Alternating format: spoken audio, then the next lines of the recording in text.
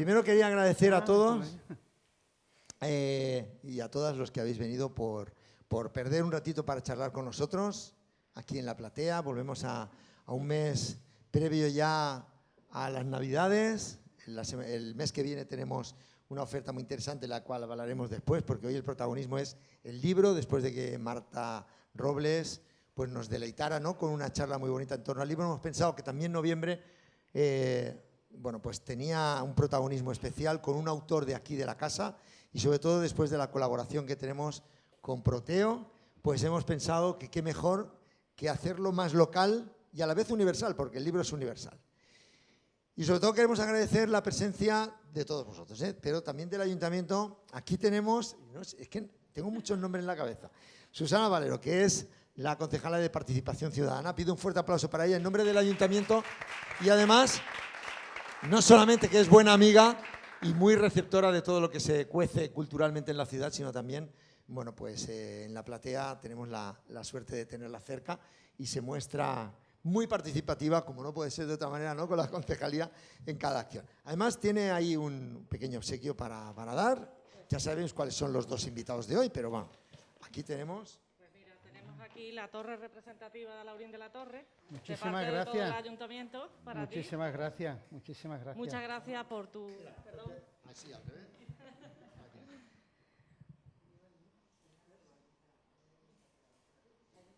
Es un pequeño detalle representativo del ayuntamiento. No ha podido estar el concejal de Cultura, que es el que casi siempre homenajea a lo que es el autor, pero en este caso pues soy yo, que para eso soy del ayuntamiento también. Claro, como tiene que ser. Y además una fan tuya y una fan sobre todo del tema cultural que hace la platea, que también realiza más en el mar, sí, bajo la voz de Moisés. Pues ser una fan de cultura está bien, una fan mía lo tenemos. Eso hay que revisarlo, ¿eh? Eso hay que revisarlo. Nos sentó muy bien tu primera trilogía, no sé si esta va a ser otra, pero habrá que disfrutar de ella también. Sí, hombre, por supuesto. Aquí también por supuesto. te dejamos unos libros representativos del ayuntamiento. De lo que Muy bien, fenomenal, fenomenal. Uy, veo aquí santos y cosas de esas. Uy, está... Fenómeno. Bueno, pues eso está muy bien. Y esperemos disfrutar también. Pues nada, muchísimas gracias. Muchas gracias. En todo caso, Susana, luego la dirección para el jamón y eso ya, ¿no? Sí, claro, no la te cesta de preocupes. Navidad ya.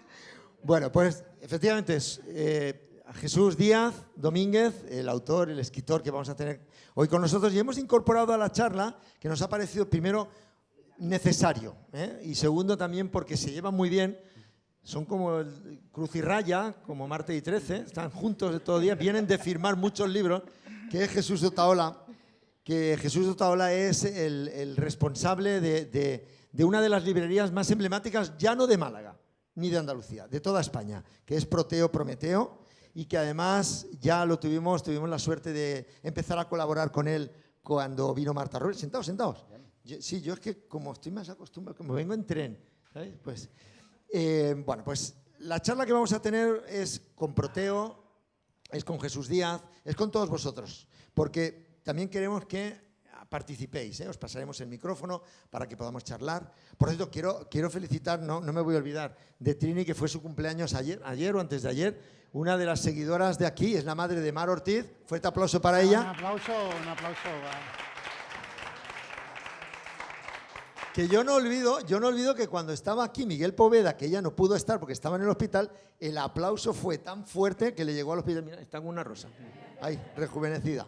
Bueno, y como bien decía Susana, bueno, pues Mar Ortiz y M de Mar, que llevamos adelante todas las actividades de aquí de la platea y que tenemos, mucha gente lo sabe, pero ya lo avanzamos, que a partir de diciembre vamos a tener una exposición muy personal, muy particular y muy importante aquí, ya no solamente en Alaurín, en Andalucía, porque viene la colección de cuadros de Manolo García, desde Valencia viene a Alaurín de la Torre y de ahí se va a Burdeos, a Francia, porque ha querido que Alaurín de la Torre disfrute de su exposición de cuadros. Va a haber una charla también en la que él y yo vamos a hablar, ya no tanto de la figura de Manolo García artística, en el sentido musical, sino personal. Dice, ¿y puedo leer poesía? También. así que tendremos a Manolo García y su exposición. Y ya luego en enero, pues más cositas, después de Reyes, lo que nos traigan los Reyes Magos, ¿no? Pero hay cosas muy bonitas. Y hoy toca literatura, libros, un autor de aquí y una librería de aquí, pero que es universal. Y de eso vamos a hablar, porque lo que están viendo aquí es la última novela, no sé si es novela, Jesús, o es un ensayo, o es un trabajo de investigación. En todo caso, él dice, se lee de un tirón. Y además, la penitente perdida habla de algo muy actual. Pero hasta llegar aquí ha tenido que hacer una trilogía de libros, que es la que vamos a ver. Agradecer a Proteo, que tiene ahí un stand de libros, sobre todo no se olviden luego. Sí, por favor, los libros no están ahí. que están allí los libros. Los libros están ahí para comprarlos, quien no lo haya leído, y así podemos también contribuir a una causa tan bonita como es la de que el fomento de la literatura, el fomento de la lectura. Jesús Díaz Domínguez, como ven, de apellidos ucranianos, y que, igual que un servidor, Moisés Rodríguez Martínez, sí, o sea, somos muy de aquí, ¿no? Del barrio de al lado. Del barrio de al lado. Bueno, es uno de los grandes investigadores, historiadores y escritores que hay aquí en Málaga y en Andalucía, un apasionado del arte, y eso se refleja, ¿no?, en toda su obra. Las mafias de arte que proliferan en nuestro país y en Málaga, que de esto versa esta última novela. Así que fijaos el abanico tan amplio de lo que ha estudiado y trabajado este hombre. Tiene una trilogía que han visto ahí, que es La Biznaga de Sangre. La Biznaga de Sangre, 12 leones y La Torre Sangrienta. Muy gore todo. Muy gore y siempre la sangre por medio. Sí. Pero para llegar a esa primera novela, Biznaga de Sangre, Jesús tuvo que dar el paso que todos los escritores dan, de lector a escritor. ¿Cuándo se produce y de qué manera esa conversión te cambia la forma de ver la literatura, Jesús? Pues, verás, bueno, primero, buenas tardes, ante todo. Verás, todo comienza porque tengo algo dentro de mí que hay que sacarlo y a mis amistades y a la gente que me rodea, pues le cuento siempre lo mismo. Tengo que escribir esta novela, que la tengo en mente y la quiero escribir pero me daba pavor ponerme ese delante, respeto que da ponerse al escribir. Sí. No, en este caso no es delante del folio, ahora ya delante del Word, ¿no? Y entonces aquí mi amantísima que me dice: deja ya de decir tanto, tengo y ponte a escribir. Y entonces, claro, ya empecé a escribir con más vergüenza que luce, y poco a poco fui construyendo esa historia que yo tenía en mente, ¿no? Yo me quería ir a la Málaga de los años 50, yo quería reflejar esa Málaga anterior a ese boom turístico, ¿no?, donde la gente ya empezó a acuñar la Costa del Sol, la capital Costa del Sol y tal. Yo quería hablar de esa Málaga añeja, de esa Málaga que desde los fenicios es Málaga. Incluso diferentes calles de Málaga siguen siendo calles a día de hoy, desde la época de los fenicios, y eso no todo el mundo lo puede decir. Es decir, que Málaga no es lo que ahora estamos viendo, que claro, parece que nos ahogamos en Málaga. Málaga ha tenido peso dentro de España. Yo quería contar eso, quería contar lo que es la Catedral de Málaga. Es una de las grandes joyas del Renacimiento. La Manquita, ¿no? La Manquita.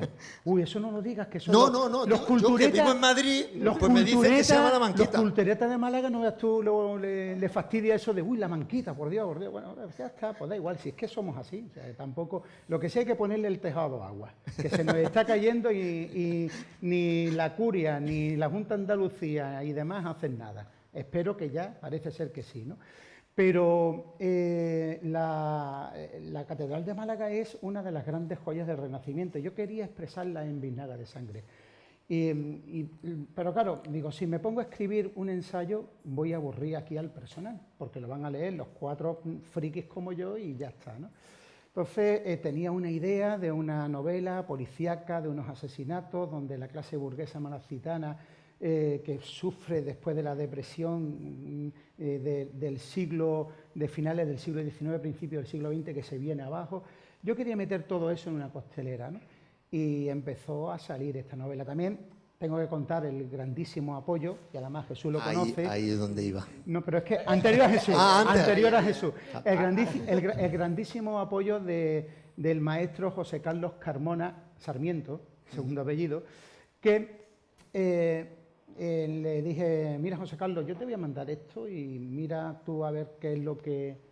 Porque igual la estoy cagando de una manera y yo estoy aquí todo motivado y resulta que... Entonces me dio 4 nociones y me dijo, tú tira para adelante, que esto está muy bien. Esto lo tienes que presentar a concurso. Yo, ya voy a presentar ya este concurso. Y al final, pues ya hablé con Jesús, que es mi otro apoyo, y me dijo, tira para adelante, que si el Carmona te ha dicho que está bien, nosotros también vamos para adelante. Carmona hay que explicar un poquito también quién es Carmona. Hombre, entonces, que Carmona apueste por algo, pues eso es... Ahí llega el apoyo de Jesús, de Carmona y de la editorial, que es siempre también el gran trabajo que tiene el escritor, ¿no? Vale, yo lo escribo ahora y hay que ponerlo en práctica. Claro. Ahí llega una editorial, que en este caso es... Ediciones del Genal. Que es una editorial que nace de la mano de librerías Proteo y Prometeo, existe siempre, desde hace 50 años que existe la librería, pero es después del año 2008... o 2005, que los cambios tecnológicos parece que siempre van en contra de la cultura o las nuevas tecnologías es un poco el ataque al libro. No, en este caso las nuevas tecnologías sirven para apoyar las editoriales pequeñas. Empiezan las ediciones y las imprentas digitales, empieza la edición de libros bajo demanda, y eso permite a editoriales pequeñas no tener que hacer grandes inversiones, no tener grandes almacenes, porque sabéis antes que una tirada tenía que ser mínimo, para que fuera rentable, de 5.000 libros. Ahora nosotros, esta es la tecnología que se maneja, que tú haces un libro y el coste es el mismo y la calidad es la misma, o incluso mejor en algunos casos, que una tirada de 5.000. Entonces, cuando nuestra editorial... Claro, ten en cuenta, todos los que vienen a la librería son grandes lectores. Detrás de todos los grandes lectores, cada uno tiene su libro en la cabeza. Entonces, pues la crisis económica, que bajaron las ventas tan rápido en la librería y en todos lados, claro, nos quedamos como el que le dan 2 guantazos bien fuertes, primero para un lado y después para otro. Sí. Porque claro, nosotros históricamente era un negocio que iba bastante bien, ¿no? Que teníamos en aquel momento 20 empleados, ¿no?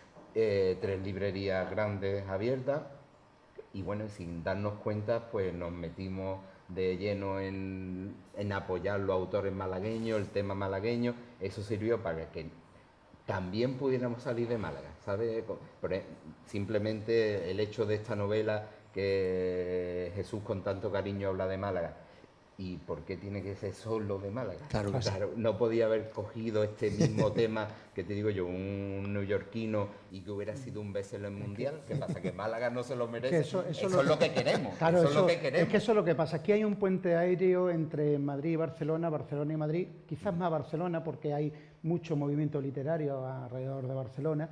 Y dices tú, bueno, ¿y los demás qué pasa? Que no tenemos derecho... Hay que reivindicar la descentralización de Barcelona y Madrid. Yo, en mi segunda novela, para rizar el rizo, meto Málaga y meto la ciudad de Úbeda. De Úbeda, en 12 leones. En 12 leones. Y en la tercera meto Málaga, meto parte de Portugal y Extremadura con Jerez de los Caballeros, que es un pueblo de 10.000 habitantes, magnífico, maravilloso, y que se come de escándalo, os lo digo, y se ve también...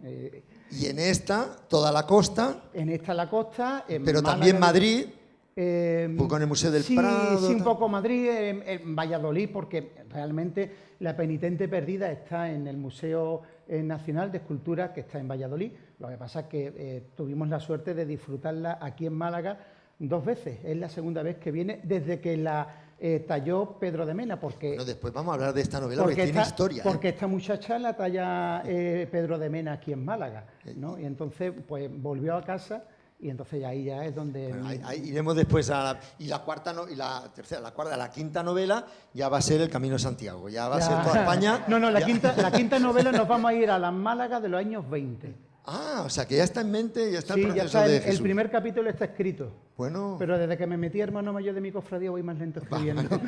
Bueno, le tengo que preguntar a Jesús, de Jesús a Jesús, y tiro porque me toca. ¿Veis bien desde allí? Si hace falta lo giramos un poquito. No sé si este es mi perfil bueno. Sí. Vale, es importante. arreglado. Bueno, quería preguntarle a Jesús, ha hecho referencia a Proteo, ¿en qué situación está ahora la librería después de ese accidente que toda España ha lamentado y que vimos como las redes sociales se volcaron? Yo lo viví en Madrid con mucha pena y sobre todo como muchos artistas de la ciudad se volcaron en difundir, comprar libros online para que renazca Proteo. ¿Cómo está ahora Proteo? Es una situación de lo que mejor se puede definir en montaña rusa. Por un lado, imaginaros que ya se ha hecho el desescombro del edificio, el desalojo y desescombro de todo, y lo único que ha quedado es la fachada y la estructura de madera de hace 125 años, que yo también hice la misma pregunta. Bueno, ¿y cómo que la estructura de madera es lo que ha sobrevivido y no se ha quemado? Pues si hubiera sido de hormigón, ahora hubiéramos tenido que echar abajo el edificio. Con las temperaturas que llegó aquello, se evapora el agua y ya no es hormigón. Hubiera habido que derruirlo todo, pero hacer una estructura de hace 125 años de madera, la madera tiene una ventaja que aguanta hasta un límite, que si no se destruye, se puede reutilizar, y se ha quedado justo en el límite de que no se ha caído el edificio. Entonces, ahí es donde te queda y tú dices, ¿y cómo está? Pues imagínate que igual que los del volcán, que pasa la lava por lo alto y no tienen nada. Y tú dices, ¿y está ahí toda mi vida? Pues los 52 años nuestros de trabajo, de historia, de recuerdo, todos los libros que hemos editado, que teníamos la primera edición uno guardado, yo qué sé, que son tantos miles de recuerdos que no tienen nada. Pero ahora, por otro lado, está la subida de lo que tú has dicho, del apoyo de la gente. Eso te da una fuerza y sobre todo tienes como una obligación ahora de no perder nada de tiempo ni en lamentaciones, ni en llorar, ni en... Sino en renacer y en volver a abrir pronto. Sí. ¿Volverá a abrirse Proteo? Sí. De hecho, hemos intentado que se pudiera abrir antes de Navidad, lo cual es imposible porque era una proeza titánica, ¿no? Por parte de los trabajadores, por parte de los arquitectos y sobre todo por cómo se encuentra aquello, porque si hubiera llegado una excavadora, lo echa abajo y se hace nuevo, pues bueno, pero eso hubiera sido más caro. ¿Quieres que hable con Florentino, que está haciendo Hombre, la obra del Bernabéu en tiempo récord para que venga a echar una mano? A mí me encantaría, como a lo mejor te lo encuentras tú algún día, tú se lo dices. Yo se lo digo, Florentino, ya esto lo tiene acabado, vete para allá, vete para Málaga. Y ahora nos encontramos que la fecha de entrega es en febrero, con lo cual pues yo ya tengo en la cabeza que para el día del libro tiene que estar la librería, claro, que en abril tiene que estar la librería abierta. Tuvimos la suerte del apoyo municipal para tener un local justo enfrente. Todavía no nos lo han abonado, ¿eh? Nos hemos adelantado nosotros el alquiler, pero vaya. Y está muy cerquita. No es una reclamación. No, en todo caso es una nota a pie de página.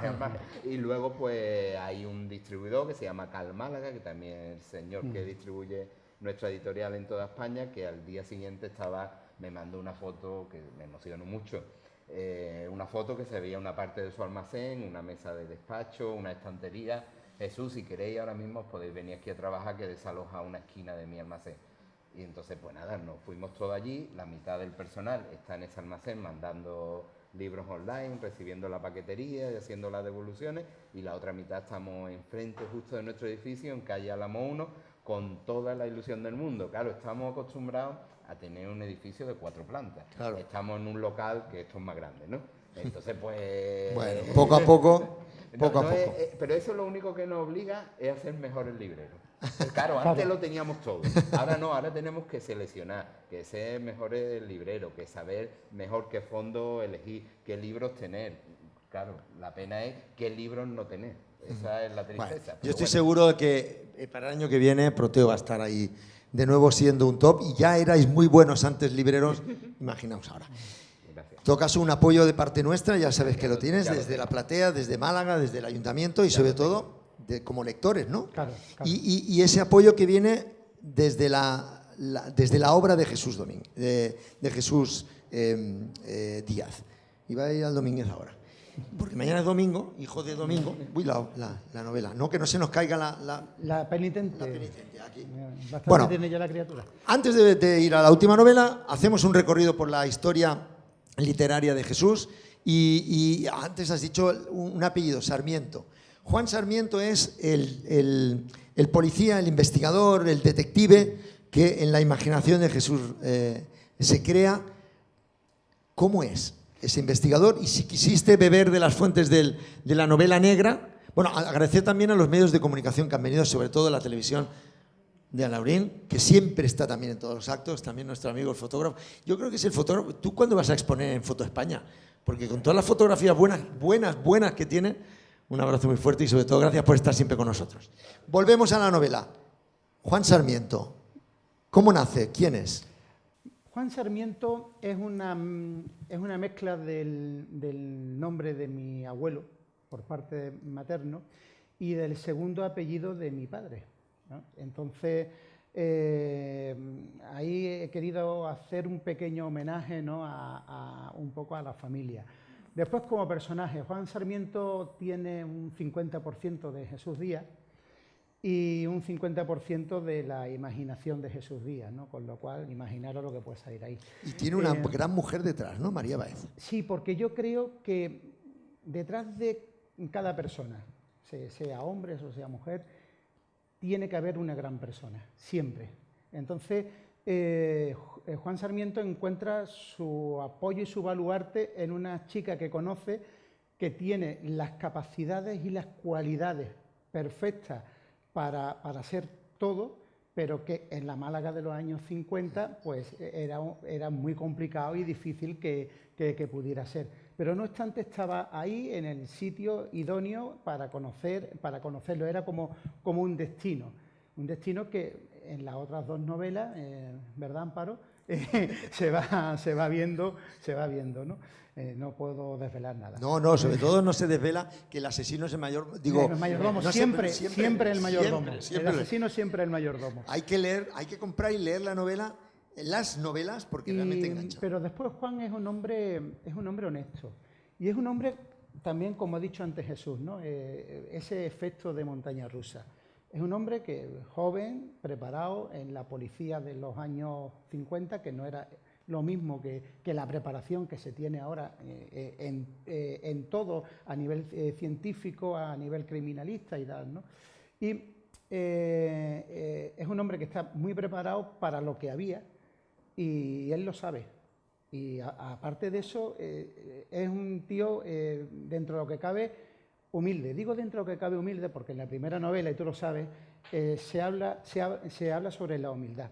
Y yo siempre he dicho lo mismo. Cuando una persona dice, no, es que yo realmente soy un tío humilde, digo, ya estás rompiendo lo que es la humildad. O sea, el tío... No hay que hablar de uno mismo. Claro. O sea, la humildad no existe. O sea, no existe. Se puede ser un poco más humilde, un poco menos o tal, pero realmente la humildad al 100% no existe como tal.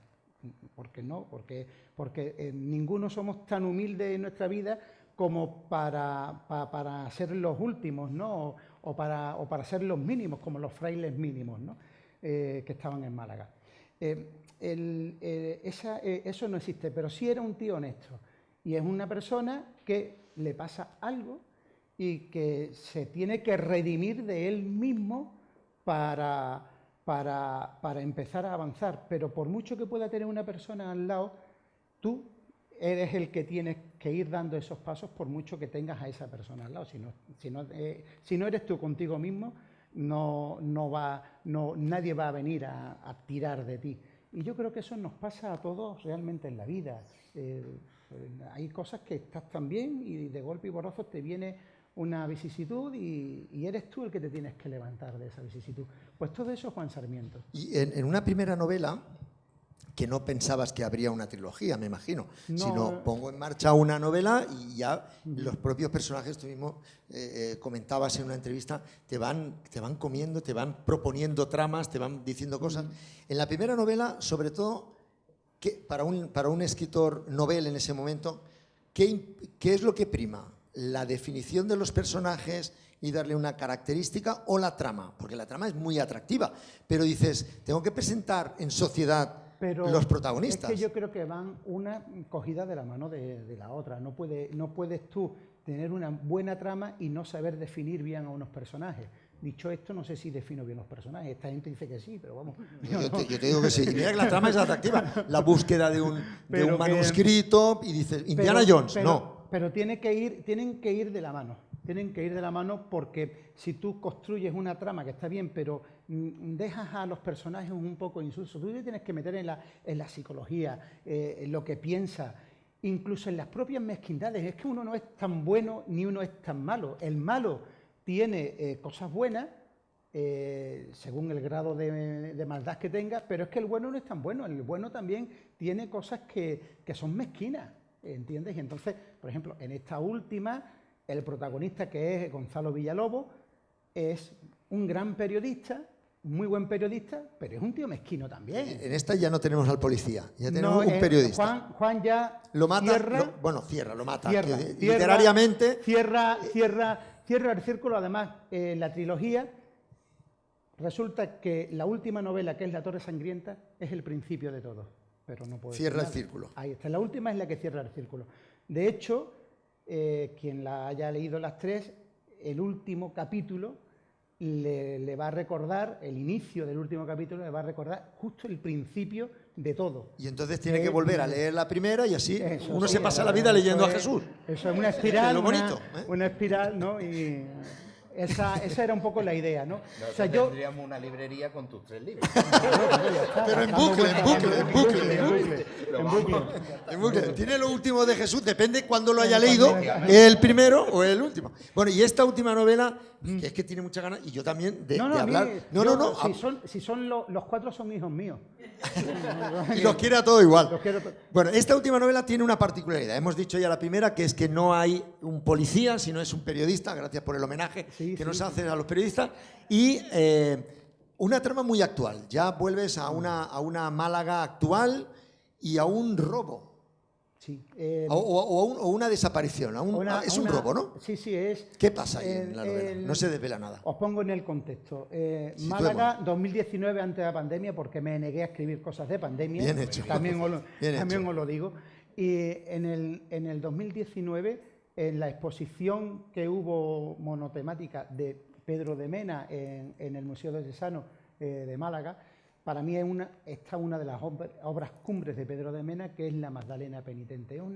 Es una talla que a mí siempre me ha llamado muchísimo la atención, sobre todo porque siempre hemos visto a la penitente, a la Magdalena, revestida, como se ve en Semana Santa, o vestida de hebrea y tal. Pedro de Mena tiene un concepto aún de una persona como más humilde, ¿no? Y la viste con unos harapos hechas de cañas, ¿no? Y tal.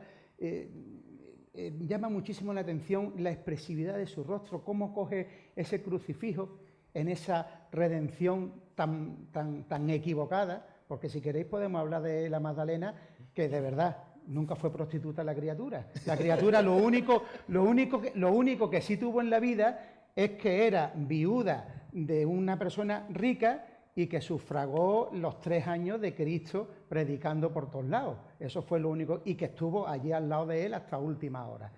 No me voy a meter en otras historias porque no estuve allí para verlas, pero es un personaje muy atractivo de la historia. Es un personaje muy atractivo. Entonces, en el siglo IV, el Papa Urbano, el hombre tendría que tener un problemilla, ¿eh? Y entonces, en una homilía salta y dice, porque la prostituta era la Magdalena, y eso se hace ya ley, y ahora resulta que la Magdalena tenía que ser la prostituta. Entonces, claro, vámonos al contexto del barroco. En el barroco se representa, por eso se representa con esos pelos, no va nunca velada, no va, porque se representa como si fuera esa mujer, ahí está, ¿entiendes? Y que va buscando la redención y tal. Sacando de ese contexto y sacando lo que fue la historia realmente, hay que meterse en la mente de Pedro de Mena, un tío que era muy excesivamente cristiano. Y me decís, coño, cristiano en el siglo XVII, digo, pues sí, era un cristiano muy convencido del siglo XVII. Imaginaros qué nivel de católico, de catolicismo tenía él. De hecho, sus hijas y sus hijos fueron canónicos de la Catedral de Granada, otro fue cura, sus 2 hijas que fueron también escultoras, se metieron en el convento del Císter, que está enfrente de la casa de Picasso, de Picasso, enfrente a casa de Pedro de Mena prácticamente. O sea, era un hombre, como se suele Volcado en la decir, religión. un beato, era un hombre muy beato. Y entonces él concibió una escultura que para mí me parece que es una joya, una auténtica joya del barroco español. Entonces yo la tenía que meter en un contexto. Y como siempre se habla, cuando se habla de robo, siempre nos vamos a la pintura. Que es verdad que es mucho más fácil robar un cuadro que robar una imagen. Entonces, claro, ¿dónde ponemos...? Espero que no nos roben los cuadros de Manolo García. No des ideas. No. Es verdad que es más fácil... Pegaría un cante. Es verdad.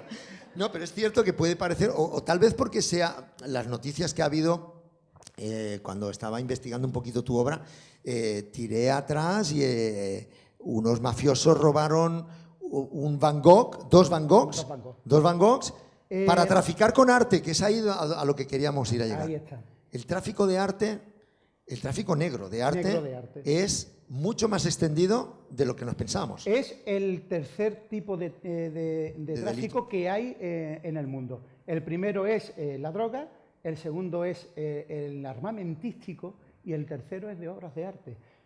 Hablamos de 3 o 4 billones de dólares al año, lo que se mueve de robos de obras de arte. Y diréis, bueno, ¿y esto por qué? Vamos a ver, la gente de la mafia, sobre todo los mafiosos, habrá quien tenga inquietudes artísticas y quiera tener en un museo propio, particular, en un sótano de su casa, una obra de arte, un Van Gogh, que abra una cortinilla y se ponga con un buen whisky a verlo. Eso es muy peliculero. Eric el Rojo era uno de ellos, el belga. Eric, de hecho, hago una referencia. Eric el Rojo era uno de los grandes. Pero realmente ellos lo hacen para tener cash, para tener un aval. O sea, una póliza penitenciaria. Yo me voy a... No, y no solamente eso, yo voy a llegar a un trato de drogas con fulano de Colombia o de aquella zona y mira, yo tengo tanto y tengo 2 Van Gogh. Y los tengo aquí y estos 2 Van Gogh están valorados en tanto. Y si sale mal el tema, toma, aquí tienen los 2 Van Gogh y solucionamos el problema. Y de eso hay mucho. Y de eso... Como si tuviera lingotes de oro. Ahí está. Y después, el capo de la mafia napolitana, en el 2004 lo apresaron y este dijo, vamos a ver, para reducir condenas os puedo decir que tengo 2 Van Gogh. Vamos a llegar a un acuerdo. Llegó a un acuerdo con la justicia italiana, entregó los 2 Van Gogh al museo de Van Gogh y el tío pues le rebajaron la condena. Para eso se utiliza el robo de obras de arte. Independientemente de que haya gente que quiera tener un capricho de tener en su casa y tal, pero cuando hablamos de mafia es para esto. Otra cosa es alguien que tenga mucho dinero y que quiera tener el capricho de tener determinadas obras de arte en su casa y la guarda con recelo para él y para él solo y que nadie sepa nada, ¿no? Jesús, y luego está el cutre con el rock aquel que tenía un Picasso en el lavabo, ¿no? Que también no sabía ni lo que tenía. También de refilón sale, porque aquí sale un personaje que se llama Piedra. Si hubiera sido inglés era Stone y entonces hubiera... Bueno, y de eso trata esta... La trama es muy atractiva porque además es muy actual y enlaza muy bien la investigación, diferente totalmente de las otras 3 novelas. Sí, las otras 3 novelas era tirar del peso de la historia. La última... Recorrer las calles de Málaga. De Málaga. Por ejemplo, en La Torre Sangrienta, contar la historia de por qué se llama La Torre Sangrienta. Imaginaros que estaban ahí 60 caballeros templarios rodeados por las huestes cristianas que estaban en contra ya de los caballeros templarios porque el rey Francisco de Francia junto con el Papa Clemente dijeron, mira, le debemos a esta gente lo que no está escrito. ¿Qué manera? Pues los excomulgamos, nos los quitamos del medio, nos quedamos con sus bienes y fuera. Y sin deuda. Y entonces, claro, empezaron a arrasar por todos los sitios donde estaban los caballeros templarios. En España, el último, bueno, en España en este caso era en Castilla, Castilla y León, el último hueco que había de los caballeros templarios era allí en Jerez de los Caballeros, y se encerraron en esa torre, que era la torre de homenaje, para morir hasta las últimas consecuencias. Y efectivamente los apresaron y encima los pusieron a los 60, les cortaron la cabeza, y por eso se llama la Torre Sangrienta, porque era tanto la sangre que salía, que brotaba, que caía por las piedras de la torre. Y ahí ya hay una leyenda muy bonita que se dice que están los silbidos de esos caballeros templarios que siguen yendo a Tierra Santa para combatir, pero se dan cuenta que sus espíritus al día siguiente vuelven al mismo sitio porque no pueden llegar hasta Tierra Santa. Entonces ahí también juego un poco con la novela, ¿no? Con eso. ¿Y estuviste dentro de la torre? Sí. O sea, hizo como... Da un yuyu. Eso te iba a decir. Pero... Es que iba a decirlo porque Pero ¿tú sabes lo que pasa? Se me pasó el rato. Porque me pimplé una botellica de vino y un buen jamón, y dije, esto, bueno, tenemos para adelante. Lo digo porque Javier Sierra, al que tendremos pronto aquí también... No me diga que va a venir Javier Sierra. Hombre. Javier Sierra, Marta Robles y Jesús Díaz. Oh. y Manolo García. Y los que quedan, y Lorenzo Silva. Y Lorenzo Silva también. También va a venir Lorenzo Silva. Háblale de mí a esta gente. No. Vamos a hacer algo mejor. Cuando ve... Bueno, no. Un apunte publicitario. En la platea vamos a tener todo esto que he mencionado, siempre contando con la presencia de Jesús aquí, pero también va a venir un dúo. Marta Robles, Carmen Posadas. Anda. ¿Qué? Te digo lo de José Mota. No te digo que lo supere. Igualalo. Bueno. Perdona. Jesús Otaola, Jesús Díaz, ¿qué pasa? ¿Qué pasa? ¿Qué pasa? Tenemos la suerte de poder contar con grandes autores que van a venir aquí a la platea, y entre ellos están los que hemos dicho, Lorenzo Silva, efectivamente, y alguno más que estamos cerrando únicamente agenda de cara al año que viene. Es en el momento en que puedan, van a venir. Aquí hemos tenido, como sabéis, han malogrado Javier Reverte, que hace un año que falleció y que estuvo aquí, yo creo que fue una de las charlas más bonitas también, Rosa Montero, en fin, sí, que han ido pasando escritores y escritoras. Y por supuesto... ¿Y se han sentado en esta silla? No sé cuál de las dos. Han estado aquí. Bueno, por supuesto vas a estar aquí con ellos. Ya no lavo los pantalones.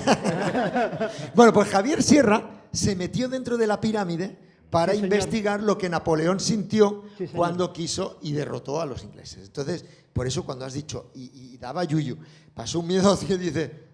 Y le preguntaréis cuando venga, nunca más he pasado más miedo que aquella noche. Lo he escuchado en varias declaraciones. Porque el peso de la historia en ese momento a ti te debió pasar igual. Ya escuchabas lo que no... De hecho, me sirvió mucho para meterme en ese momento, ¿no? En ese momento de angustia. Incluso cito en esa novela las frases que decían los caballeros templarios cuando iban a la lucha, y que sabían que era muy probable que perdieran, ¿no? Como poniendo en manos de Dios, poniendo su alma y su espíritu, ¿no? Ellos sabían que estaban rodeados, ellos sabían que esto era ya cuestión de pelotas, ¿no? Decir, bueno, sí, nos vaya a matar, pero vaya a sufrir hasta última hora, ¿no? Un poco como Numancia, era una Numancia, pero... Numancia, o como el Málaga, o sea, una cosa así. Ay, que hemos tocado un tema doloroso, el Málaga. Bueno. ¿A qué se echa a temblar? Porque ¿a qué un sufrido del Málaga? ¿Sí? Sí.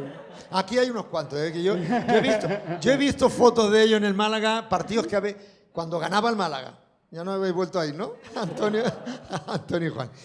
Los templarios aparecen en la segunda novela, en 12 leones. En 12 leones... Qué bonito título, ¿eh? Es que, bueno, ¿sabéis la historia de los 12 leones? ¿Tenéis un ratillo de lugar? Bueno, vale. Yo creo que sí. Estamos para escucharte. Tú no te tienes que ir para Madrid ya, ¿no? No, me voy el lunes. Ah, bueno. Intentemos no apurar mucho. Estamos para escucharos a los dos. La historia de 12 leones de Úbeda es una historia muy, muy curiosa. Imaginaros en el sitio de Algeciras, la toma de Algeciras, donde está totalmente sitiada, ya era cuestión de esperar también, y el rey árabe llega y dice, vamos a hacer una contienda, como los grandes torneos. yo voy a poner 12 de mis mejores guerreros contra 12 cristianos. Y quien gane, pues o se queda con la plaza o se va, según quien. Entonces, claro, el rey Alfonso XI, que era un poco bravucón el hombre, dijo, vamos a ver, lo hacemos, pero de todas maneras vamos a seguir quedándonos aquí hasta que caigáis. O sea, que me da exactamente igual, que pase lo que pase. Claro, llega con su caballo, imaginaros, ¿no? Llega con su caballo, se pone delante de todos sus soldados y dice, ¿quiénes son los 12 caballeros bendecidos por Dios que van a...? Y llega uno de Úbeda y da el primer paso. Y los otros 11 compadres que estaban al lado de, que eran de Úbeda, y pues si este lo da, lo damos nosotros. Y dan también el paso, ¿no? Y entonces se tiene la contienda. Y de hecho en la novela, si la habéis leído, los que hayáis leído 12 leones, te vienen los nombres de los 12 caballeros y que son reales, ¿eh? Y se tiene esa contienda y se gana 12-0, como el partido de Malta, ¿no? Bueno, eso fue 12-1. Se gana 12-0. Yo también tengo una teoría. Los otros estaban muertos de hambre y necesitaban ya víveres, ¿no? Y los otros estaban comiendo en condiciones. El árabe estaba esperando que llegaran desde Granada para apoyar, y desde Granada estaban tardando. El cristiano quería que cayera contra antes mejor el moro, y entonces, venga, vamos a hacer esto rápido, y al final el otro ya tuvo que entregar las llaves de la ciudad, que además fue un domingo de Ramos, cuando entró el rey. No jugaba el Málaga ese día. Ese día no jugaba el Málaga, porque si no, no hubiera entrado. Y resulta que a partir de ahí, pues yo ya saco una historia que allí en Algeciras hay unas tablas templarias, que dices tú, bueno, ¿cómo puede haber en Algeciras unas tablas templarias cuando era musulmana? Dejo entrever algo, pero lo dejo abierto para la tercera novela, donde explico el por qué están esas tablas allí, ¿no? Ya estabas concibiendo la tercera Sí, novela ya, como yo ya sabía que iba a ser una trilogía, pues ya digo, bueno, pues entonces habrá que dejar el caramelito. Dejar cosas para luego. Entonces, claro, es el amigo Juan Sarmiento, pues rebuscando por Úbeda esas tablas, ¿no? Esas tablas que están por ahí perdidas. Bueno, es interesantísimo lo que está explicando. La suerte de tener un historiador, que además es escritor. No, soy un aficionado, pero con peregrino. Ha dicho, soy un aficionado y se ha caído la Virgen. No puede ser. Bueno, no un aficionado, porque la labor de investigación incluye ¿cómo diría yo? Tienes que ser riguroso Sí, históricamente, sí. porque tú puedes pensar, bueno, muchos de los que me van a leer no... Como en cine, No, ¿no? Que yo se de utilizan hecho- muchas licencias, y lo mismo en Cleopatra hay verá. 5 generaciones a la vez. Y dices, ¿cómo puede ser eso, no? Yo, verás, evidentemente al ser una novela tú tienes toda la creatividad del mundo, pero al meter datos históricos... Claro, tienes que ir con mucho rigor. Y sin ser un ensayo, en esas 3 novelas he metido todo lo que es la bibliografía de las fuentes donde he bebido para sacarlo, ¿no? Entonces, muy interesantísimo el libro de Juan de Caraván, de Bernardo de Caraván, perdón, de Bernardo de Caraván, digamos, el ideólogo de los templarios, que es un libro magnífico donde se sustenta, digamos, en toda la base de los caballeros templarios, y sacar de ahí detalles y datos. En 12 leones está el juego de la oca. Eso te iba a preguntar. El juego de la oca, explícanos, ¿nace ahí? Nace ahí. Verás, el juego de la oca es un juego mucho más antiguo. No, mucho más antiguo, verás. Es ese concepto de buscar la forma de espiral, ¿no? La vida redonda, donde llegamos al centro, que es nuestra meta y tal. Eso es de un pensamiento taoísta, ¿no? Los templarios eran unos tíos adelantados a su época, y entonces ellos absorben eso y construyen un tablero, porque ellos no podían jugar ni a las damas, o sea, perdón, ni al ajedrez, ni a cartas, ni absolutamente, ni al parchís menos. Entonces, claro, ellos se inventan un juego que es el Camino de Santiago. El Camino de Santiago. Y todo llega a su destino, que es la casilla 63. Ahora os voy a explicar por qué es la casilla 63. Pero es una espiral donde tienes que empezar y tienes momentos donde la divina providencia te empuja hacia arriba, el oca a oca, o caes en la cárcel o estás muerto y tienes que empezar la vida misma.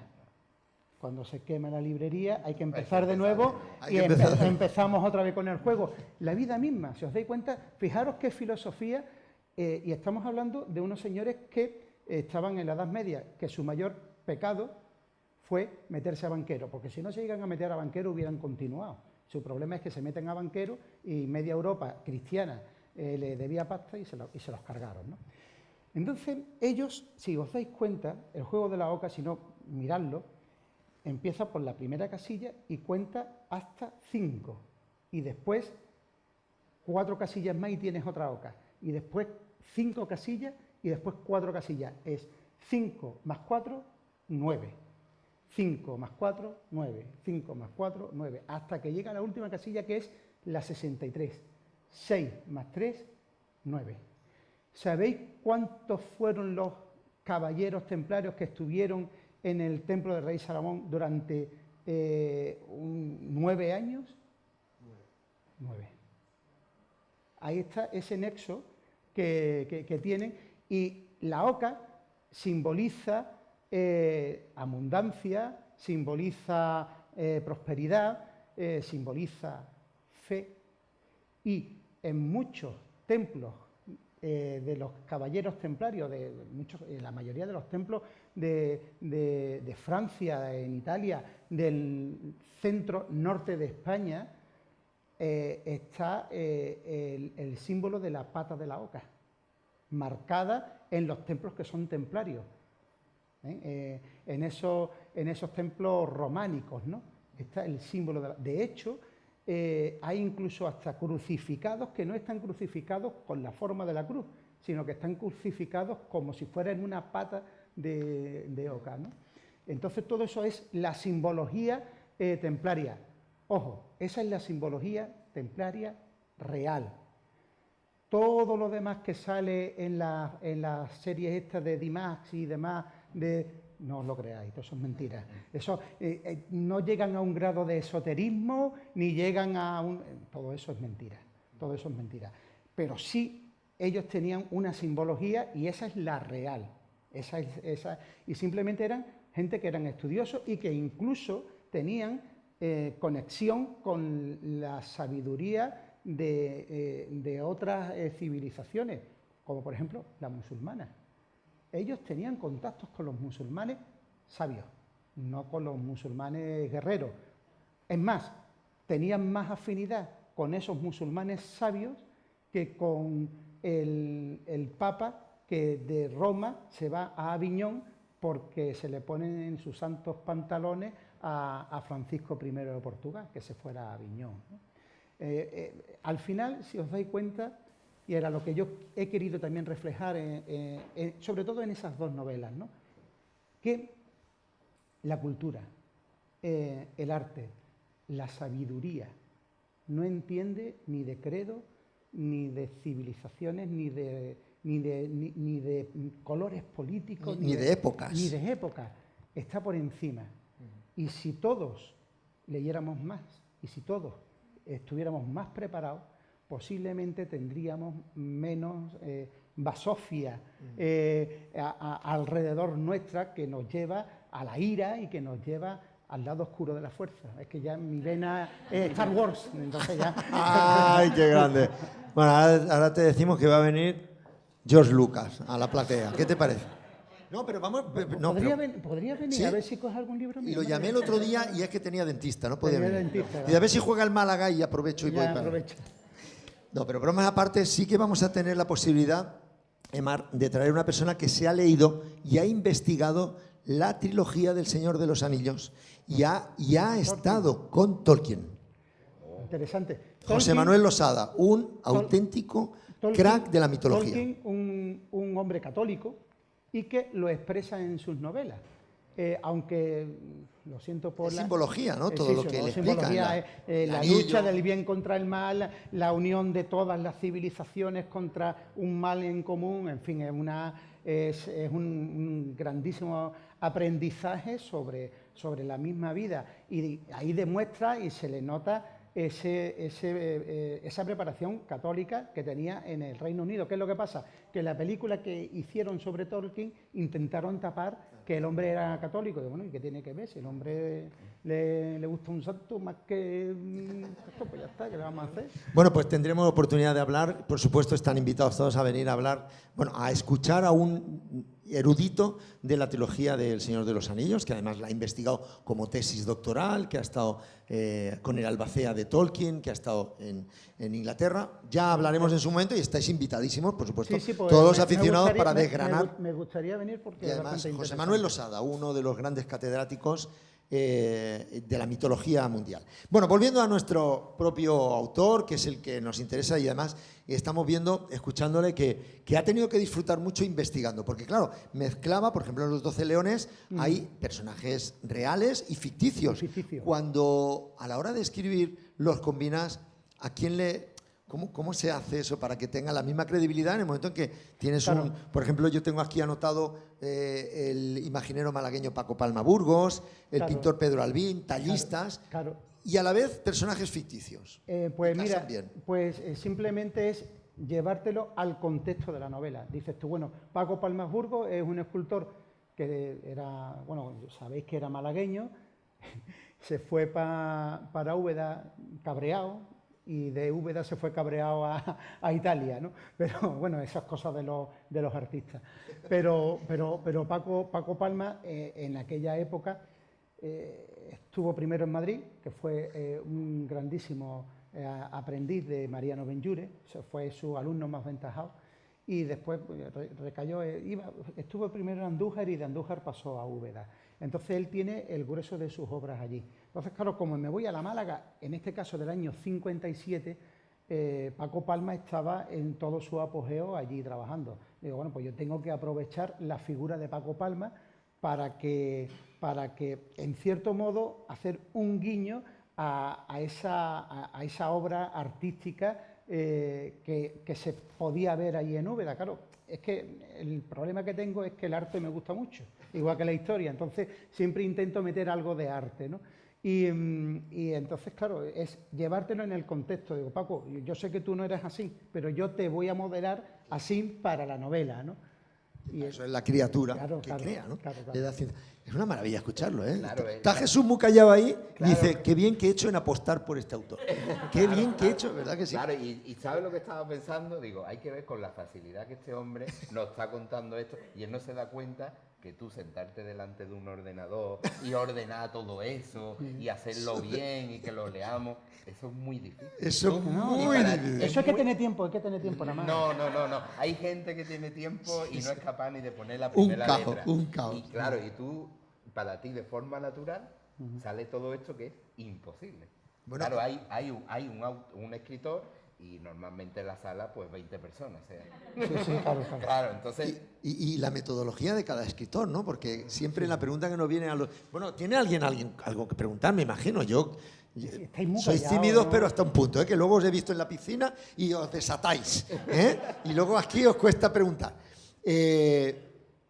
La metodología de cada escritor es diferente. Por ejemplo, Guillermo Arriaga, lo pongo siempre como ejemplo porque es tal vez el más obseso a la hora de escribir. Guillermo Arriaga, que por cierto va a visitar de nuevo España, es un escritor mexicano que ha ganado el Oscar por 2 películas de González Iñárritu, es el escritor de Babel, y la última novela, que es cuando yo la entrevisté, El Salvaje, son 800 páginas, y claro, dices, cuando tiene una novela tan densa, pero que se lee de un tirón, ¿cómo es su metodología? Y me dijo, yo a las 6 de la mañana me pongo a escribir, y si mi mujer no me llama para cenar, sigo allí. Y digo, es imposible que te venga tanta idea. Dice, sí, y dice, y lo que he desechado, casi 800 páginas más. Digo, no puede ser, este hombre no vive. Entonces, ¿cómo es la metodología de Jesús con una trama tan densa, con la creación de personajes, con el carácter histórico de documentación? ¿Cómo se pone a escribir? Perdona, tú dices la documentación y eso. Lo que para ti es una facilidad, por ejemplo, estuvimos presentando el libro de Aramburu y uno de sus sin vivir es tener un error. Y dice, yo ahora he publicado la novela que todo el mundo No, la puede leer. y llevo sin dormir 2 meses porque estoy esperando la llamada de alguien diciéndome en la página tal, han metido la pata en este sitio. Dice, yo me tiro, una vez que ya está hecha la novela, la de tiempo que yo me tiro revisándola, porque me da miedo a esa llamada.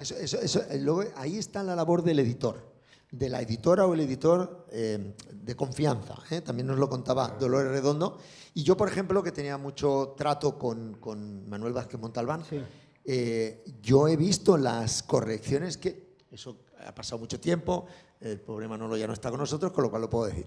Yo he visto las correcciones en la novela, la de Buenos Aires, donde situaba el obelisco fuera de Buenos Aires, pero es... Como me dijo la editora, no es una cuestión de que tenga un error voluntario, es porque a la hora de escribir lo ha situado fuera. Otra cosa es Dan Brown, que situó Dan Brown que puso el acueducto, me parece, en Sevilla, ¿no? Bueno, quien me diga que Dan Brown es un escritor... ¿Historiador? Los Sanfermines los puso en Sevilla, ¿no se acordáis? Es un grandísimo vendedor de humo que ya me gustaría a mí llegar a las cotas de ventas que él ha tenido. Pero, por favor, este señor no es historiador, Jesús, señor que ha pedido venir a la platea y le hemos dicho que no. Claro, Que no. Dan Brown no viene aquí, hombre. Va a desprestigiar la platea de Laurín, hombre. ¿A qué estamos jugando? Venga, hombre, estando Javier Sierra y Dolores Redondo y Jesús. Que no viene. Bueno, te decía, la metodología, ¿cómo es la de Jesús? Yo yo cuando decido empezar a escribir, sí tengo, básicamente suelen ser las tardes. ¿Por la tarde? Sí, suelen ser las tardes. Pues habitualmente los escritores por la mañana. Los días que puedo aprovechar por la mañana lo aprovecho, pero normalmente son las tardes, porque por la mañana estoy en otros quehaceres, ¿no? Y suelo aprovechar las tardes, pero ¿qué es lo que pasa?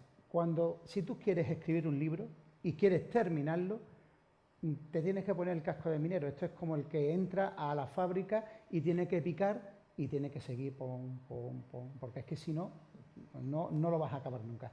Si escribes un poco, lo dejas en el cajón, ya pierde ese hilo, ese empuje, la noción, incluso te puede llevar a errores. Hay grandes escritores, que evidentemente no voy a decir el nombre, que son muy buenos corresponsales, o han sido buenos corresponsales, pero no voy a decir el nombre, que se... dejó tanto una novela en el cajón que cuando la retomó tuvo un error histórico e incluso de hilo de la propia novela.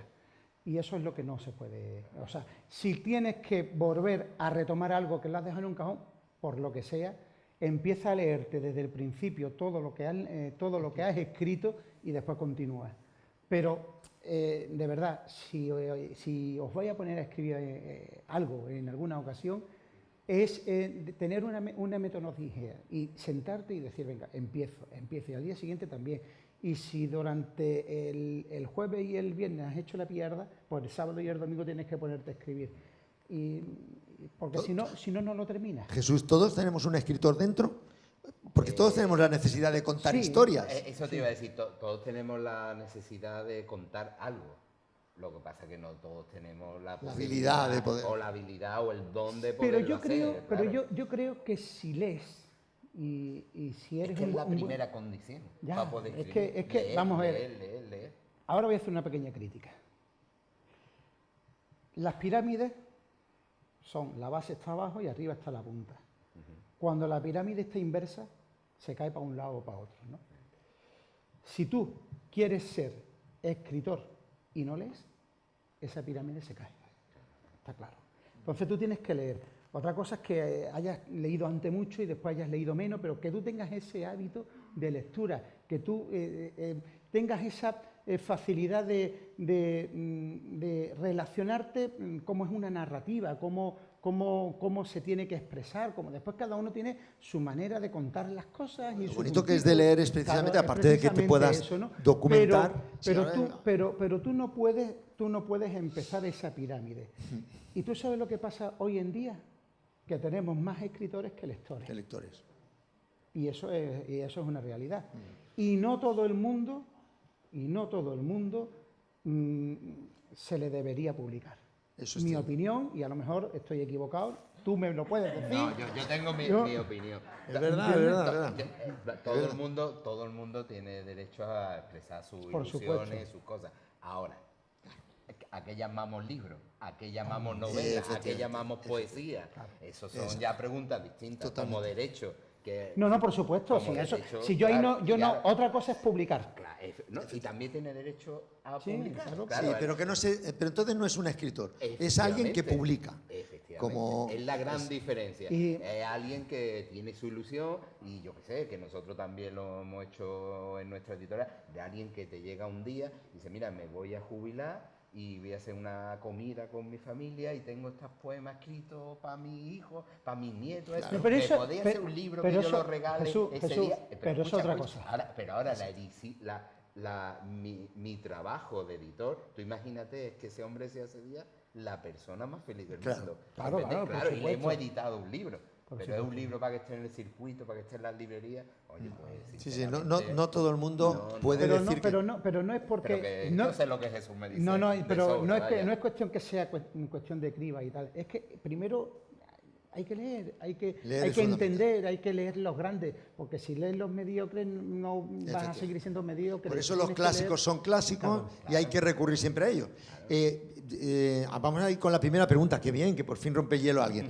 Le voy a pasar el micrófono, un segundito. Hablando de leer, aquí hay una persona que es Antonio Ortiz, que es el padre, porque menciona a la madre, ahora va a decir... Oh, ya ves. Antonio Ortiz tiene una biblioteca en casa subrayada. O sea, los libros los tiene subrayados, los tiene leídos, releídos y anotados.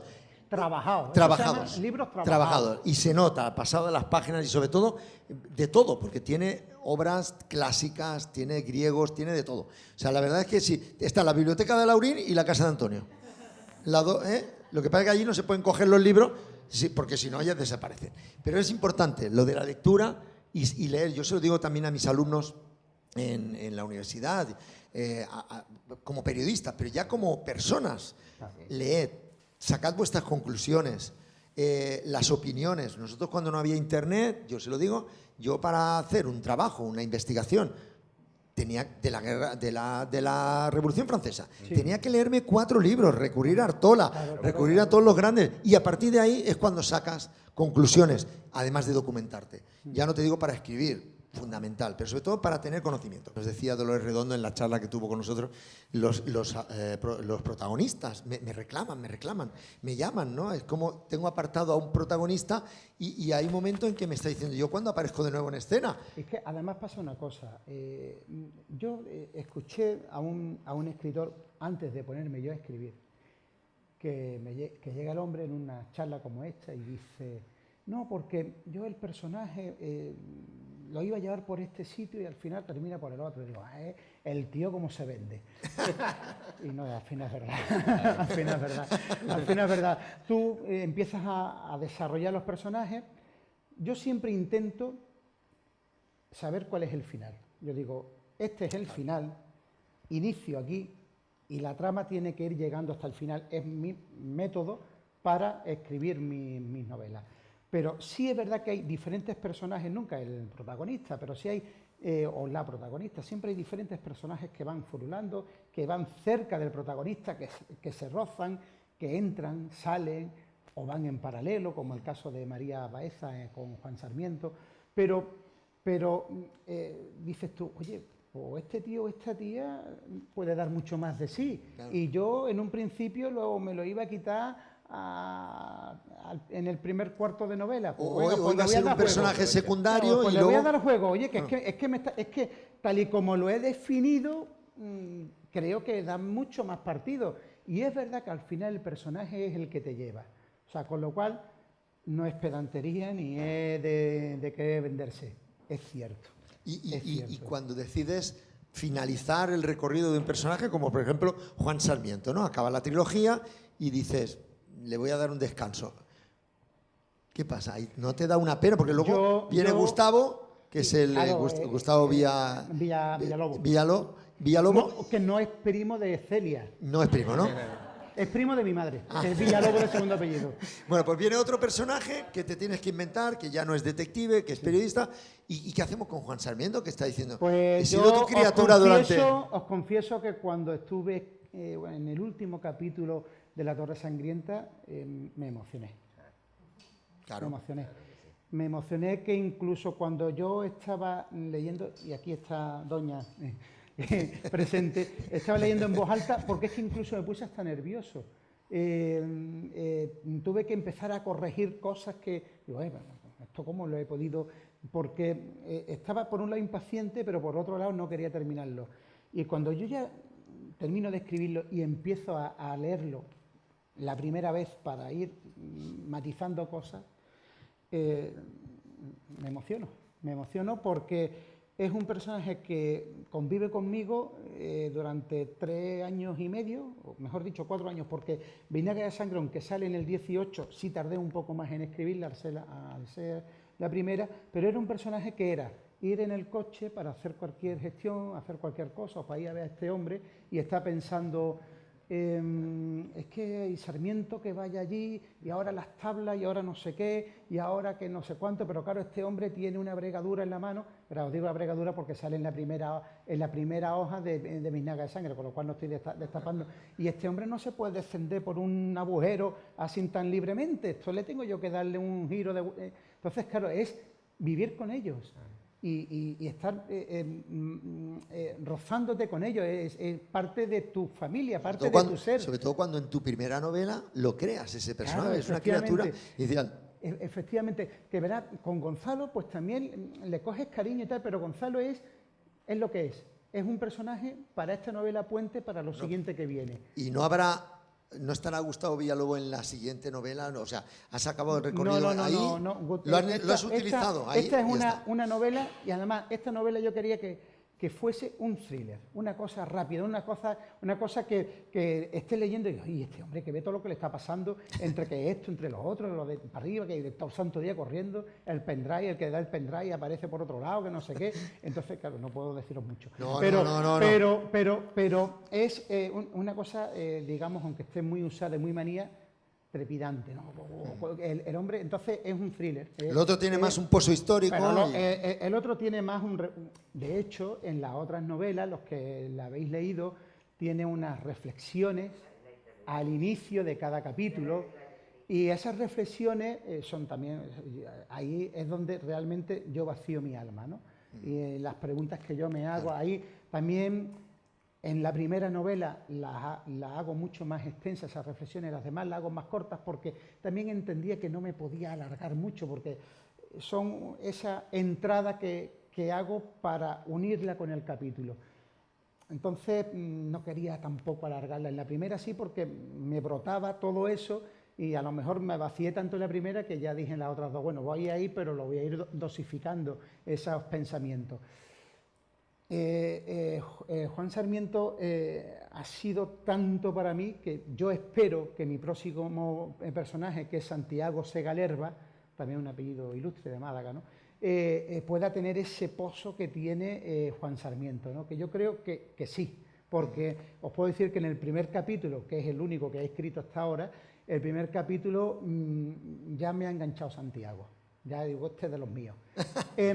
Gustavo es un personaje, yo ahí he querido tampoco, porque lo otro era en tercera persona, siempre en tiempo presente, me gusta escribir en tiempo presente, creo que es más fresco, más actual, y en esta era en primera persona. Yo quería ser los ojos de este hombre. Al ser los ojos de este hombre, soy como esa cámara que está ahí enfrente. Con Juan Sarmiento he sido parte de Juan Sarmiento, y esa es la diferencia. Pero yo quería ser eso, los ojos de este hombre. En todo caso, lo que nos da muchas ganas es de leer, bueno, yo he leído la primera, es leer toda la obra y volver a releer, en este caso, esta aventura trepidante de este thriller. El título tiene que intentar ser algo que sea atrayente. Y que no siempre sale a la primera. Y que no Muchas siempre veces sale a la primera.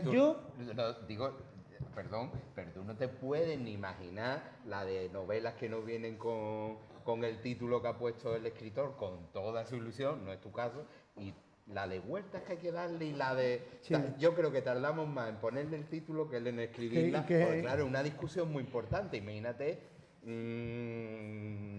decirle, pues no, es que esto no puede ser. ¿Y en el caso de Jesús?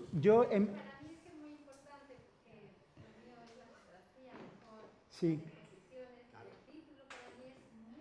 Es que es bastante importante porque el título te puede hacer que... Hay dos cosas en una novela. Yo en el tema de fotografía no entiendo, además soy pésimo haciendo fotos, soy un desastre. Sí, sí, no, por supuesto, por supuesto. La cubierta es lo que te vende el libro. Independientemente de que después el autor te pueda caer mejor o que ya conozcas el autor y dices, bueno, pues le voy a comprar el libro porque me cae bien o me gusta cuál es su narrativa y tal. La cubierta te lo dice todo. Una portada y la sinopsis. Si tú coges y empiezas a leer y dices tú, oye, pues no tiene mala pinta, te lo llevas y tal, ¿no? Esto es como un tráiler en una película, ¿no? El tráiler es ese minuto es donde te puedes cargar o no una película. Pues esto es exactamente igual.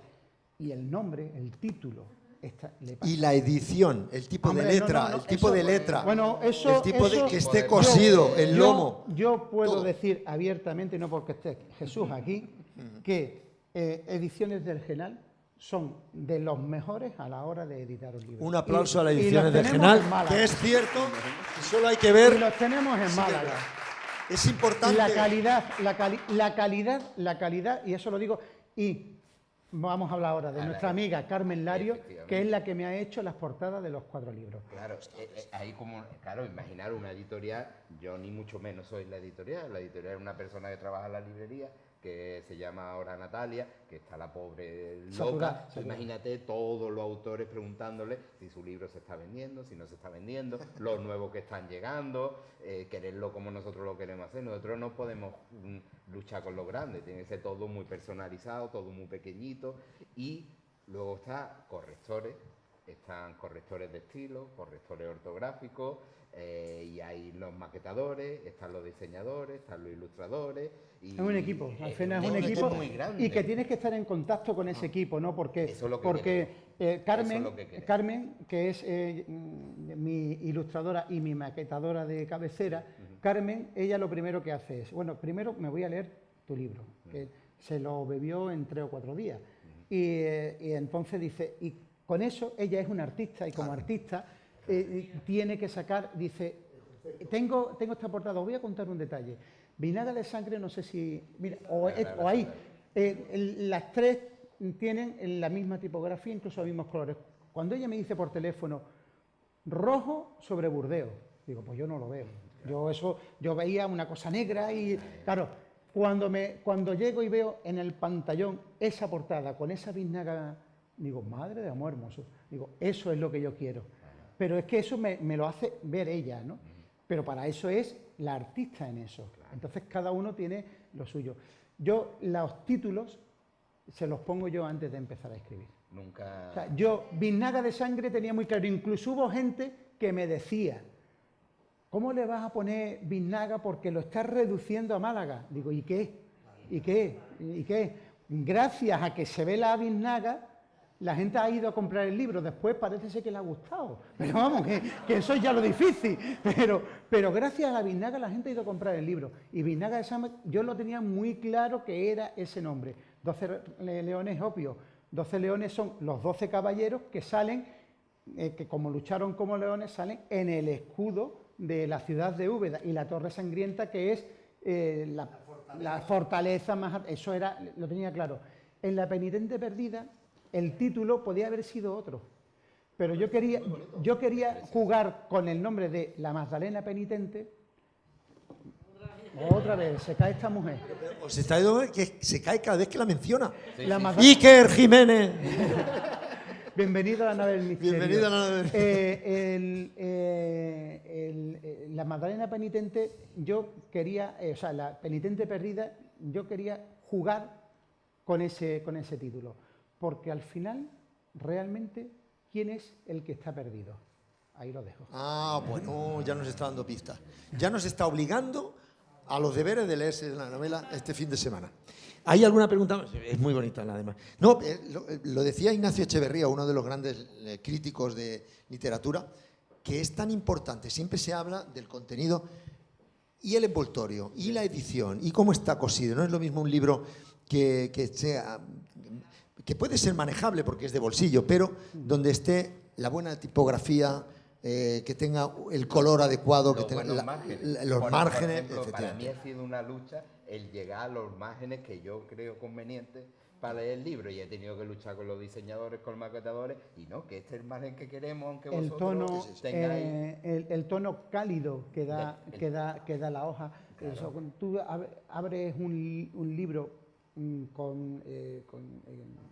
blanco, o sea, lo que es el color blanco, y tienes que forzar la vista. Sí, el color marfil. En este color marfil, este color... No cualquier color marfil. Claro, hemos ido a una imprenta y hemos ido a otra, hasta que hemos encontrado... Te relaja la vista, claro, y entonces puedes leer más. Claro, hasta que hemos encontrado el marfil que queríamos, que la categoría es la misma, pero hay una marca que tiene esto. Entonces, siempre que imprimimos tiene que ser el papel el sello, de esa marca, el sello de la editorial. Y eso es un trabajo muy bonito que además ya finalizamos porque veo que no hay más preguntas, ¿no? No tenéis más preguntas. Tenemos, yo estaría 6 horas más hablando con él, pero entendemos que tenéis que hacer la comida y tenéis que... No, broma aparte, es que además no queremos cansar a un hombre es que de verdad, no queremos además abusar de un hombre que no le gusta hablar. No, y que... no, es una persona que... Es maravilloso escucharle. Claro. Y también a Jesús, porque precisamente este fin de semana, yo creo que sabían que veníamos a hablar aquí en la platea, en el Cultural venían las librerías, salen del túnel. Sí. Hacen un estudio muy interesante, que lo he leído con mucha atención, sobre el papel de las librerías. No de los grandes almacenes, sino el librero, el papel del librero. Esa persona a la que tú ibas a consultar ese libro, el papel que ha jugado y que seguirá jugando Proteo a partir de que vuelva a abrirse, y que durante la pandemia fue fundamental. Muchos descubrieron muchos libros que tenían en casa y que aprovechando que estaban confinados dijeron, uy, pues si tengo este libro aquí, y lo han descubierto, muchos clásicos. Y luego el papel de las librerías. No se va a perder en la sociedad global ese papel del librero, ¿verdad? Hombre, no debería. Desde el año 2008, cuando hemos hablado, vuelvo a esa fecha, que es un antes y un después en el mundo del libro, siempre se vaticinaba el final del libro de papel y el final de la librería. A menos hemos ido como un cambio social, que hay muchos otros medios de consultar, como tú antes has explicado. Tú antes obligatoriamente tenías que leerte 4 libros para hacer un trabajo, y a una biblioteca, a una librería y comprarlos. Ahora ya se pueden hacer un trabajo consultando en otros medios. Pero ahora está la labor del librero, y volvemos también, lo relacionamos. Todos los libros se deben de publicar. A una librería como la nuestra llegaban muchos libros, y está nuestro trabajo de poner en un sitio unos libros y poner otro, que es triste porque pienso que todos tienen que tener la misma oportunidad, pero claro, y está nuestro trabajo. Tú imagínate lo que hemos hablado de las portadas, que todo va relacionado, todo es continuo, ¿no? ¿Quién va a entrar en la librería, ve como la nuestra que había tantísimos ejemplares? ¿Por qué va a coger de Biznaga de Sangre? ¿Por qué? Tú empiezas a andar por allí, ¿y por qué va a ver tu libro? Primero, que lo vea entre tantos libros. Segundo, que se fije en él, que ya es lo difícil, que decida cogerlo, que lo tenga. Entonces, claro, la labor de... Hay una labor de marketing ahí, claro, importante. Una labor del librero, simplemente de ordenarlo.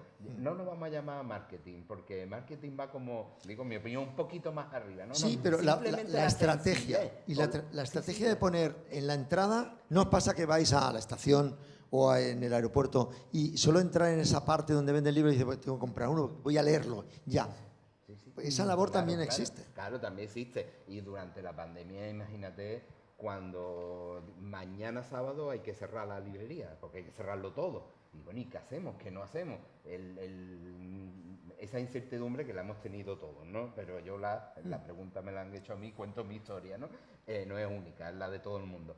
Pero claro, el lunes ya no se podía estar allí, todo el mundo a ERTE. Claro. Y en principio digo, mira, 3 nos vamos a quedar 50%, porque claro, no sé, no sabía muy bien cómo reaccionar. Nos quedamos allí, nosotros somos 3 plantas, orden cada uno en una planta, porque no sabemos a qué nos enfrentamos. Digo, la pandemia, el virus. Cada uno en una planta para no vernos y no... O sea, entramos con 10 minutos de diferencia, salimos con 10 minutos de diferencia y ahora empiezan a llegar a través de nuestra página web pedidos, llamadas de clientes, empezamos a recibir libros, pero claro, llegaban los paquetes, el repartidor lo dejaba en la puerta, había un móvil de uno de nosotros para que nos llamara y cuando pasaba un ratito abríamos la puerta, cogíamos la caja con guantes, la poníamos en un lado, no la queríamos abrir hasta que pasaban 48 horas.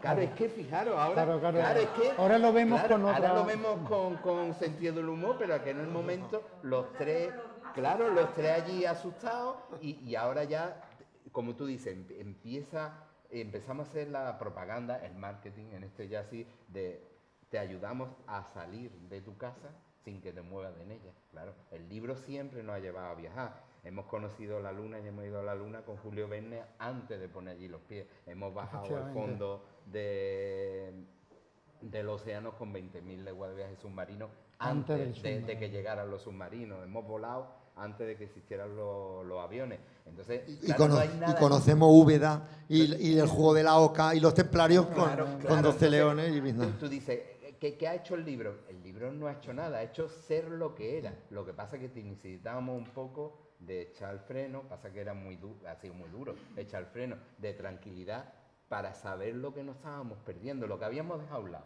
Claro, había como una especie de generación de que había estado en la serie, en los videojuegos, en los teléfonos y no había descubierto, o no le habían dejado descubrir el libro. Entonces lo único que ha pasado, ¿hay más lectores? No, es que había más tiempo para leer, es que había más tranquilidad, que había más pausa en nuestra vida. Claro, y el libro necesita un poco de concentración, exige un poco más a lo mejor que darle a un botón y quedarte delante de una pantalla. Nosotros lo que tenemos, nuestra misión, a los que nos gusta leer y la cultura, es transmitir esa pasión por la lectura, por dar a conocer los libros. Y ya hablo como periodista también y por eso intento desde mis humildes ventanas, que son mis espacios televisivos, dar a conocer libros y sobre todo que pretende la platea y estas charlas dar a conocer a la gente que lean, que investiguen, vivir esas vidas que los grandes artistas inventan para que nos imbuyamos dentro de una historia, de unos personajes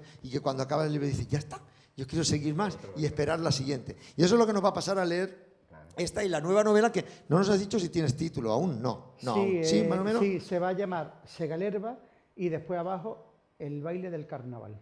Ah, ya por ahí va. Bueno, estaremos pendientes, ¿eh? Todas esa serie, porque va a ser una serie de novelas, va a ser toda Segalerba y después abajo algo, ¿no? Algo. Y esta primera es El baile del carnaval. Bueno, pues estaremos muy pendientes, muy atentos y sobre todo muchísimas gracias. Mucha suerte a Proteo para el renacimiento de la librería. Sabéis que tenéis aquí en el Ayuntamiento de Laurín, en la platea, en M de Mar y en mi parte, todo lo que se necesite.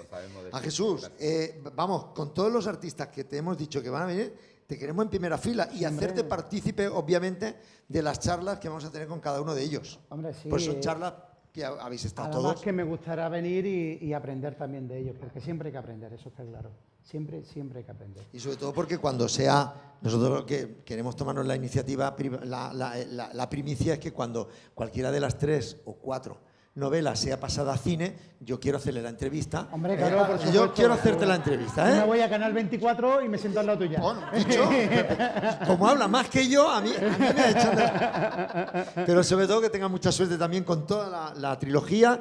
Y esta y la siguiente. Ha sido un lujo, ¿verdad? Escucharle. Gracias a vosotros. Un placer, de verdad que sí. Susana, te la has pasado bien, ¿verdad? Da gusto escuchar.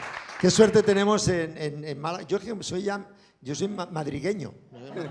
Y yo sé que voy a acabar viviendo aquí, con lo cual me siento malagueño. Porque eres un hombre inteligente. Pues no te voy a decir que no.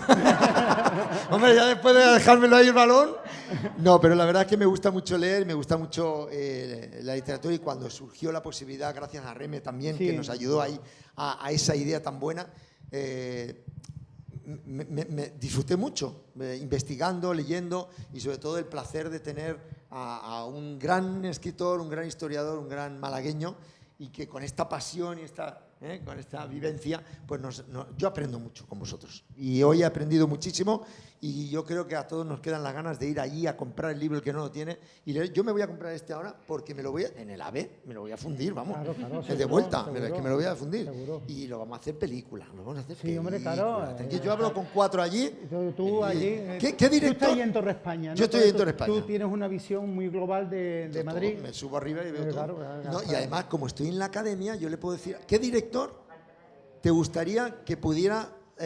vamos a poner las 4 novelas. ¿Qué director te gustaría que dirigiera, en el caso de Es poder, complicado. por ejemplo, La Biznaga? Yo ¿Qué creo, sensibilidad tendría que mira, tener? yo creo que un Alejandro Amenábar podría ser un buen director. Porque para- ha hecho buenas películas históricas. Sí, yo creo que podría ser un buen... no sé si habéis visto la última serie de él. Sí, Fortuna, La La Fortuna es bastante interesante. Y yo creo que Alejandro podía ser un buen director, ¿no? Hay muy buenos en España. Di que sí. Y muy buenos actores y actrices también tenemos. Bueno, pues estaremos pendientes por si surge la flauta, si suena. Muchísimas gracias, Jesús Díaz. Gracias a vosotros. Jesús Gracias a Daola. vosotros. Fuerte aplauso. Ahora unas fotos con los protagonistas, ¿no? Aquí.